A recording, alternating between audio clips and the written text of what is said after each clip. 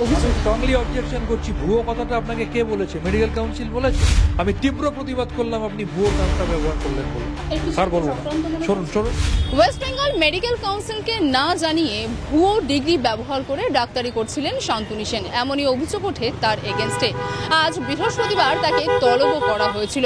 অবশেষে আজকে তার সেই তলবের সিদ্ধান্ত জানানো হলো ওয়েস্ট বেঙ্গল মেডিকেল কাউন্সিলের তরফ থেকে। আগামী 2 বছরের জন্য তার রেজিস্ট্রেশন বাতিল করে দেওয়া হলো, অর্থাৎ ডাক্তারি করতে পারবেন না আগামী 2 বছর তিনি। যদিও এই ভুয়ো শব্দ শোনা মাত্রই কিন্তু রেগে ওঠেন শান্তনু সেন। কি বলছেন তিনি সরাসরি শোনাবো আপনাদের। বিদেশি ডিগ্রি ব্যবহারের জন্য আপনার অভিযোগ। আমি স্ট্রংলি অবজেকশন করছি। ভুয়ো কথাটা আপনাকে কে বলেছে? মেডিকেল কাউন্সিল বলেছে। ওয়েস্ট বেঙ্গল মেডিকেল কাউন্সিল বলেছে। আপনি কেন ভুয়ো কথাটা ব্যবহার করছেন? আমার এফআরসিপিটা ব্যবহার করতে পারি কি পারি না সেই নিয়ে বিতর্ক। আমার এফআরসিপিটা অনারারি একটা টাইটেল, সেটা আমি মনে করি ব্যবহার করতে পারি। ন্যাশনাল মেডিকেল কমিশন আমাকে বলেছে ব্যবহার করতে পারি, আর এরা বলছে ব্যবহার করতে পারি না। অন্যায়ভাবে আমার বিরুদ্ধে পদক্ষেপ নিয়েছে, তার বিরুদ্ধে আমি আইনে লড়বো। আমি তীব্র প্রতিবাদ করলাম আপনি ভুয়ো টার্মটা ব্যবহার করলেন বলে। আর বলবো না। শুনুন।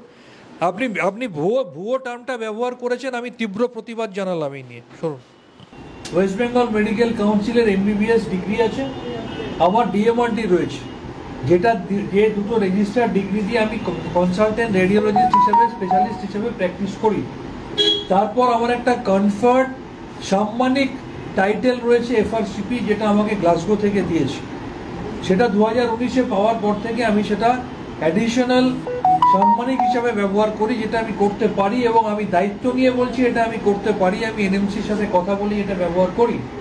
এটা আমার অ্যাডিশনাল কোয়ালিফিকেশন না। মজার ব্যাপার, প্রথম থেকে ডক্টর সুদীপ্ত রায় নেতৃত্বাধীন এই ওয়েস্ট বেঙ্গল মেডিকেল কাউন্সিল আমাকে পারপাসফুলি টার্গেট করেছে। আপনারা জানেন, আমি যখন গভর্নমেন্ট নমিনি ছিলাম, আমাকে একটা মিটিংয়ের চিঠি পাঠানো হতো না, নিয়ে এদিকে বলা হতো আমি পরপর মিটিং অ্যাটেন্ড করছি না, সেই জন্য গভর্নমেন্ট নমিনি থেকে সরিয়ে দেওয়া হোক।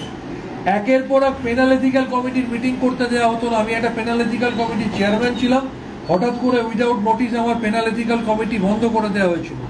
আমি বারংবার প্রশ্ন করেছিলাম, চিঠি দিয়েছিলাম, একটারও উত্তর দেওয়া হয়নি। এফআরসিপি নিয়ে আমার সাথে অন্যায়ভাবে প্রথমে পিই কমিটি আমাকে ডেকে পাঠালো, সেখানে বললো আমি নাকি ব্রিচ অফ এথিক্স করেছি। আমি পিই কমিটি সেখানে দেখা করে সমস্ত তথ্য দিয়ে প্রমাণ করে এলাম ব্রিচ অফ এথিক্স করিনি। তারপরে আমাকে একটা শোকজ লেটার দেওয়া হলো, একটা চার্জশিট দেওয়া হলো, সেই চার্জশিটে পাল্টে গেল। আমার পিই কমিটিতে ডাকা হলো বেঙ্গল মেডিকেল অ্যাক্ট অনুযায়ী, সেখানে বললো ব্রিচ অফ এথিক্স। আমি সেখানে উত্তর দিলাম। তারপর চার্জশিট হলো, সেখানে বলছে ইন্ডিয়ান মেডিকেল কাউন্সিল অ্যাক্ট অনুযায়ী, সেটা হচ্ছে ইনফেমাস কন্ডাক্ট। সেখানেও 21 দিনের বদলে আমি খুব অল্প দিনের মধ্যেও তথ্য সম্মিলিত সমস্ত উত্তর দিয়ে বুঝিয়ে দিলাম যে এটা ইনফেমাস কন্ডাক্ট নয়। আমি আবার বলছি, আমার এমবিবিএস এবং আমার ডিএমআরডি বৈধ ডিগ্রি নিয়ে আমি প্র্যাকটিস করি রেডিওলজিস্ট হিসাবে। অ্যাডিশনাল যে কোনো সাম্মানিক কেউ যদি পিএইচডি করে, সেই পিএইচডিটা মেডিকেল কাউন্সিলে রেজিস্টার্ড হয় না, অথচ তিনি লিখতে পারেন। কেউ যদি কোনো বিসিরয় অ্যাওয়ার্ডই হয়, আবার অন্য আইএমএর ফেলোশিপ আছে, এফআইএএমএস আছে, আমি সেগুলো লিখতে পারি। আমি যদি এমবিবিএস এর পরে আমার কোনো রেডিওলজি কোয়ালিফিকেশন না থাকতো, ডাইরেক্ট এফআরসিপিটা লিখে আমি স্পেশালিস্ট হিসেবে প্র্যাকটিস করতাম, তাহলে সেটা অন্যায় হতো। আমি আবার বলছি, আমার সাথে অন্যায় করা হচ্ছে। যেভাবে আমি বলেছিলাম পিই কমিটি আমাকে ডাকবে, তার আগে মিডিয়া খবর পেয়ে যাচ্ছে। চার্জশিট দেওয়া হবে আমাকে, তার আগে মিডিয়া খবর পেয়ে যাচ্ছে। আজকে হিয়ারিং, সেটা আমার কাছে চিঠি আসার আগে মিডিয়া খবর পেয়ে যাচ্ছে। এবং একইভাবে চরমতম অনৈতিকভাবে ওয়েস্ট বেঙ্গলের সব থেকে দুর্নীতিগ্রস্ত রাজ্য সভাপতি ওয়েস্ট বেঙ্গল মেডিকেল কাউন্সিলের, তিনি আজকে আমার সাথে যোগাযোগ না করে হিয়ারিং শেষ হওয়ার সামান্য সময়ের মধ্যে তিনি প্রকাশ্যে প্রেসমিট করে জানিয়েছেন আমার কাছে এখনো কোনো কমিউনিকেশন আসেনি। এর থেকে আনএথিক্যাল কাজ হতে পারে না। এটা প্রমাণ করে তিনি একটা পার্সোনাল ভেন্ডেটা মুক্ত প্রিফিক্স একটা মাইন্ড সেট আপ নিয়ে এই কাজ করেছেন। তিনি মনস্থির করেই রেখেছিলেন তিনি কি করবেন, একটা আইওয়াশ করে খালি আজকে হিয়ারিং করেছেন। আমি আবার বলছি, এখনো পর্যন্ত অফিসিয়ালি আমার কাছে কোনো কমিউনিকেশন আসেনি, এবং অফিসিয়াল কমিউনিকেশন সেই পার্সন কনসার্নকে না পাঠিয়ে মেডিকেল কাউন্সিলের প্রেসিডেন্ট তিনি চরমতম অনৈতিক কাজ করেছেন। আমার মনে হয় আমাদের মাননীয় সরকারের অবশ্যই এই ব্যাপারে আমি তার দৃষ্টিপাত করছি। এত বড় অনৈতিক কাজে যুক্ত থাকা কোনো মানুষকে মেডিকেল কাউন্সিলের মতো একটা স্বনামধন্য প্রতিষ্ঠানের মাথায় এখনো বসিয়ে রাখা উচিত কিনা আমাদের মাননীয় আমাদের যে সরকার, আমার সরকার, সেই সরকারে যারা শীর্ষ পদে রয়েছেন তাদের ভেবে দেখা উচিত। আপনাকে স্কোয়ার ফুট সেল সিটির সবচেয়ে বড় তোলাবাজ বলে আক্রমণ করেছেন সুদীপ্ত রায়। আসলে সেই জন্যই আপনার বিরুদ্ধে যে ইনফেমাস যে কন্ডাক্ট এবং সেই জন্য দল আপনাকে সাসপেন্ড করেছে। প্রথমত আমি ইনফেমাস কন্ডাক্ট নয়, আমি তথ্য দিয়ে প্রমাণ করেছি। দ্বিতীয়ত আমি দলের প্রথম দিনের সৈনিক, আমি ওনার জন্য মার খেয়েছিলাম 2001 সালের বিধানসভা নির্বাচনে কলকাতা পৌরসভার 2 নম্বর ওয়ার্ডের কেএমসিপি বুথে ওনার জন্য মার খেয়েছিলাম সিপিএম এর হাতে। আমার সম্বন্ধে আমার দল, আমার দলনেত্রী মমতা ব্যানার্জি, আমার নেতা অভিষেক ব্যানার্জি কি সিদ্ধান্ত নেবেন সেটা নিয়ে ওনাকে ভাবতে হবে না। আসলে সমস্যাটা কি, উনি যে নামে আমাকে ডেকেছেন সেই নামে আমাকে বিজেপি ডাকে, মিথ্যা অপবাদ দেয়, সিপিএম মিথ্যা অপবাদ দেয়, উনি তো সেটা বলবেনই। তার কারণ উনি সূর্যকান্ত মিশ্রর হাত ধরে, আমি যেটুকু শুনেছি, ওনার মেয়েকে প্রথম বছর রামচন্দ্র মেডিকেল কলেজ মেড্রাসে পড়িয়ে দ্বিতীয় বছর সিপিএম এর সহযোগিতায় সূর্যকান্ত মিশ্রের হাত ধরে ডাইরেক্ট তিনি কলকাতা মেডিকেল কলেজে ভর্তি করেছেন। ওনার আরেকজনকে সিপিএম এর সহযোগিতায় বিভিন্ন জায়গায় ভর্তি করেছেন।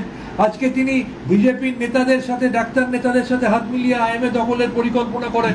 সুতরাং সিপিএম এবং বিজেপি আমাকে যে বলে আক্রমণ করে উনি সেই ভাষায় বলবেন, এটা তো খুব স্বাভাবিক। তবে একটা কথা আমি গর্বের সাথে বলতে পারি, আমার বাড়িতে ইডি সিবিআই গিয়ে 18 ঘন্টা 20 ঘন্টা জেরা করেনি।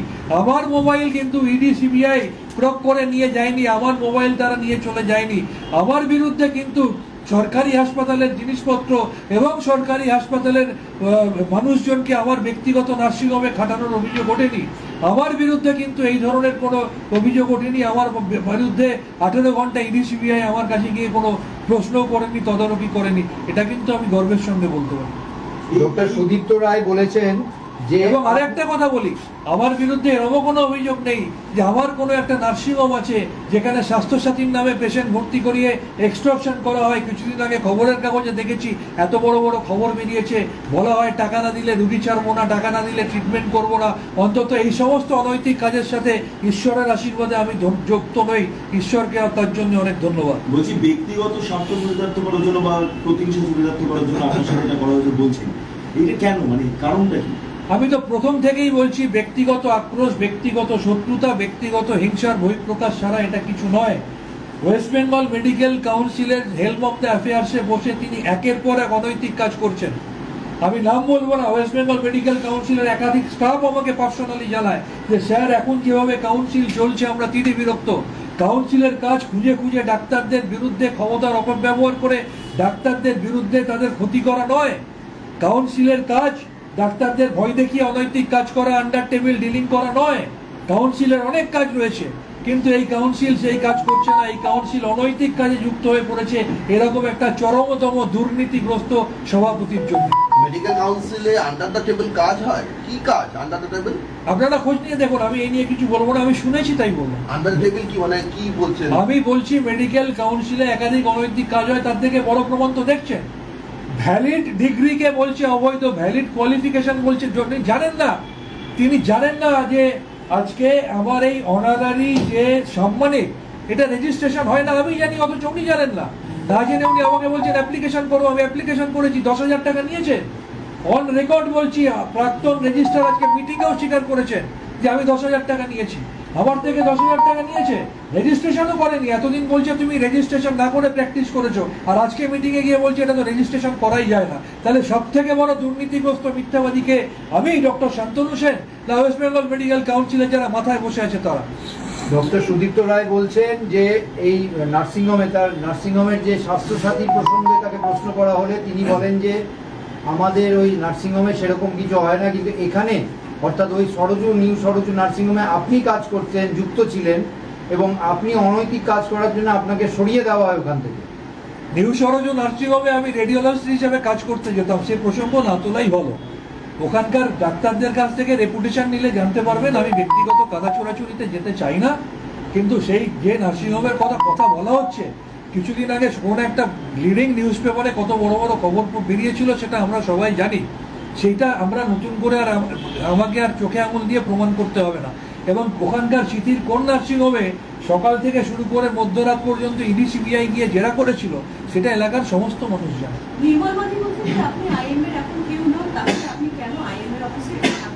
কেউ যদি, প্রথম কথা, কেউ যদি নিয়ম না জেনে কিছু কথা বলেন আমি তো তার উত্তর দেবো না।